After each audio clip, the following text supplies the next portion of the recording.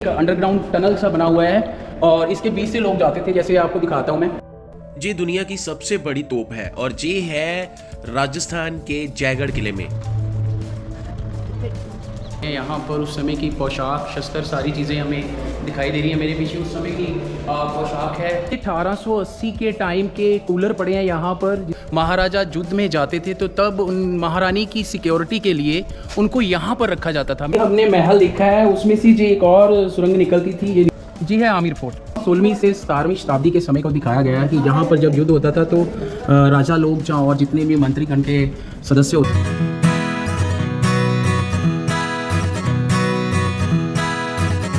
दोस्तों यहाँ से शुरुआत होती है जयगढ़ के किले की। ये है जयगढ़ के किले का मेन दरवाज़ा। तो दोस्तों जैसा कि आपको पता है कि सिक्योरिटी के पर्पज़ से उस समय महाराजा कई तरह के दरवाजे बनाते थे। तो थोड़ी दूर चलने के बाद एक और बड़ा सा दरवाज़ा आ जाता है। जब इसके अंदर आप जाते हो तो वहाँ से आगे जाके 2 सड़क बन जाती हैं, जिसमें से एक सड़क हमें ले जाती है जो आपको हमने बताई है दुनिया की सबसे बड़ी तोप उस तरफ। तो सबसे पहले हम भी उस तोप को देखने के लिए ही यहाँ से राइट गए ताकि दुनिया की सबसे बड़ी तोप जो भारत में उसको देख सकें। तो अभी हम यहाँ पर आए हैं, जय फोर्ट के अंदर जा रहे हैं। तो अंदर जाके हम आपको दिखाएंगे कि कैसा है। ये काफ़ी बड़ा है और काफ़ी पुराना है और काफ़ी हद तक मुझे तो ऐसा लगता है कि इसकी बिल्डिंग थोड़ी थोड़ी नष्ट होनी भी शुरू हो चुकी है। तो जैसे जैसे आगे जाते हैं इसके बारे में बाकी डिटेल आपको बताते जाएंगे साथ में। दोस्तों ये किला काफ़ी बड़ा है। इसकी लंबाई 3 किलोमीटर और चौड़ाई 1 किलोमीटर की है। जयगढ़ के इस किले को 1726 ईस्वी में आमिर किले की सुरक्षा के लिए महाराज सवाई जयसिंह दूसरे ने बनवाया था। दोस्तों इस किले से लेकर आमिर किले तक अंडरग्राउंड एक सुरंग निकाली गई थी कि यदि युद्ध की सिचुएशन आती है तो वहाँ पर कैसे औरतों को और बच्चों को सुरक्षित एक महल से दूसरे महल तक पहुँचाया जा सके। तो दोस्तों ये है दुनिया की सबसे बड़ी पहिए वाली तोप जो कि है भारत में, और इसको जयवाना तोप कहा जाता है। यह तोप दोस्तों 50 टन की भारी थी और 31 फीट तक लंबी थी। इस तोप की मार की बात करें तो ये 35 किलोमीटर तक दूर गोला फेंक सकती थी। इस तोप का जब पहली बार परीक्षण किया गया तो इसका गोला शहर से दूर 35 किलोमीटर दूर जाकर एक चाकसू नामक गांव में जाकर गिरा, जहां पर एक तालाब बन गया और ये तालाब आज भी आप वहां पर देख सकते हो। इस तोप को चलाने के लिए एक बार में 100 किलो बारूद की ज़रूरत होती थी। इसके बाद हम आ गए किले की दूसरी साइड पे, और जैसे ही आप यहाँ पर आते हो तो यहाँ पर आपको शॉपिंग करने के लिए एक शॉप सी मिल जाती है। यहाँ पर आपको बहुत सी चीज़ें, चाहे वो कपड़े हों जहाँ राजस्थान के इतिहास से जुड़ी कलाकृतियाँ, वो आपको यहाँ पर आसानी से मिल जाएंगी अगर आप उसे खरीदना चाहते हो। तो इसके तुरंत बाद हम गए अगले दरवाजे में। यहाँ से स्टार्ट होता है दोस्तों मेन किला। जैसे ही आप किले के अंदर जाते हो तो लेफ्ट साइड में आपको सबसे पहले मिल जाएगा शास्त्रागार, जिसमें कि उस समय और मुगलों के टाइम थे जितने भी हथियार इस्तेमाल में लाए जाते थे उनको प्रदर्शनी के तौर पर यहाँ पर रखा गया है। दोस्तों अभी हम आ चुके हैं जयगढ़ फोर्ट के अंदर, और इस जय फोर्ट के अंदर आने के बाद हम यहाँ पर देख रहे हैं, यहाँ पर उस समय की पोशाक, शस्त्र, सारी चीज़ें हमें दिखाई दे रही हैं। मेरे पीछे उस समय की पोशाक है, ये लोहे की तारों से बनी हुई है और बीच में छोटे छोटे शस्त्र दिखाई दे रहे हैं। तो इस तरह से अंदर अभी हम आपको बाकी के सारे शस्त्र और बाकी की सारी चीज़ें दिखाएँगे।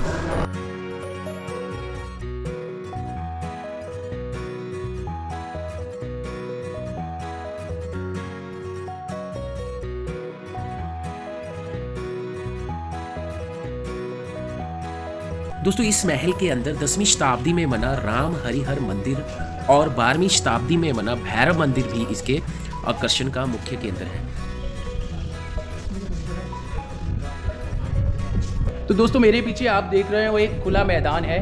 यहाँ पर राजा के जितने भी सैनिक हुआ करते थे उस समय गार्ड ऑफ ऑनर इकट्ठा होते थे और अपने राजा के सामने वो अपना सैनिक प्रदर्शन करते थे। अभी एक और जगह पर आ गए हम, यहाँ पर रानी के लिए ये एरिया इन्होंने बनाया गया था। जब महाराजा युद्ध में जाते थे तो तब उन महारानी की सिक्योरिटी के लिए उनको यहाँ पर रखा जाता था। मेरे पीछे आप देख सकते हो, यहाँ पर ये जो जगह है महारानी के लिए बिल्कुल सेफ मानी जाती थी। तो जैसे ही युद्ध आरंभ होता था महारानी को यहाँ इस जगह पर ले आते थे और काफ़ी सारे सैनिक और सिक्योरिटी इस एरिया में उनकी सिक्योरिटी के लिए होते थे।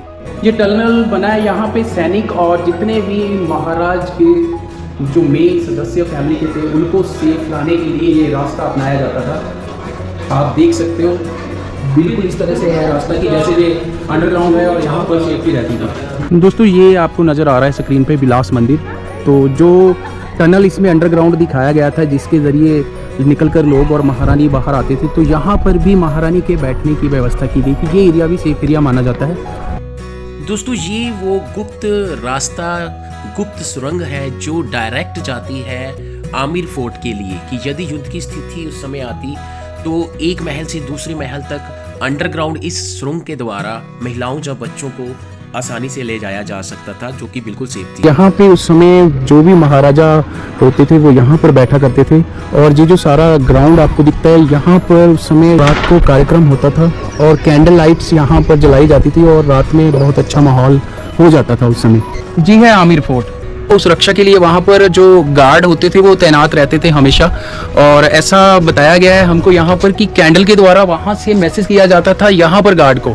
उस हिसाब से वो अंदाज़ा लगाते थे कि क्या माहौल है, यदि युद्ध होता था तो उस समय क्या परिस्थिति है। तो इस तरह से ये कनेक्टिविटी का सिस्टम उस टाइम पे चलता था। इसके बाद दोस्तों हम उस पॉइंट पर आते हैं, यहाँ से खड़े होकर आप आमिर फोर्ट, इस जयगढ़ फोर्ट की बाउंड्रीज और जयपुर के इलाके को देख सकते हो और ये भी अंदाज़ा लगा सकते हो कि कितनी हाइट पर जयगढ़ फोर्ट बना हुआ है। तो इस तरह से ये लोकेशन बड़ी शानदार थी। इसके बाद दोस्तों एक और ज़रूरी तथ्य की बात करें तो इतिहासकारों का मानना है कि जयगढ़ किले में एक बड़ा खजाना था जिससे महाराजा जयसिंह ने जयपुर के विकास में लगाया।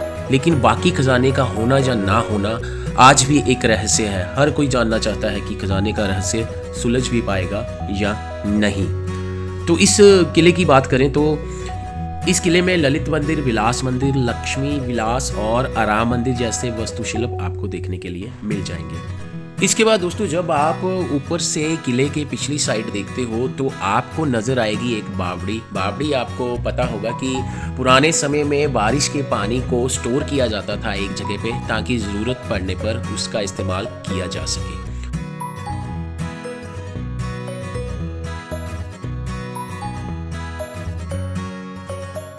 दोस्तों ये जो आप स्क्रीन पर देख रहे हो ये है ललित पैलेस। यहाँ पर भी महारानी को लाया जाता था और वो यहाँ पर आते थे क्योंकि इसकी दिशा जो है वो सूरज से दूसरी तरफ है और यहाँ पर छाई रहती थी, इसलिए ये ठंडा रहता था।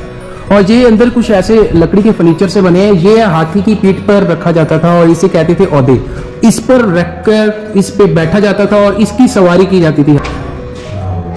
दोस्तों ये 16वीं से 17वीं शताब्दी के समय को दिखाया गया है कि यहाँ पर जब युद्ध होता था तो राजा लोग और जितने भी मंत्रीगण के सदस्य होते थे वो यहाँ पर बैठकर भोजन किया करते थे। ये आप देख सकते हो।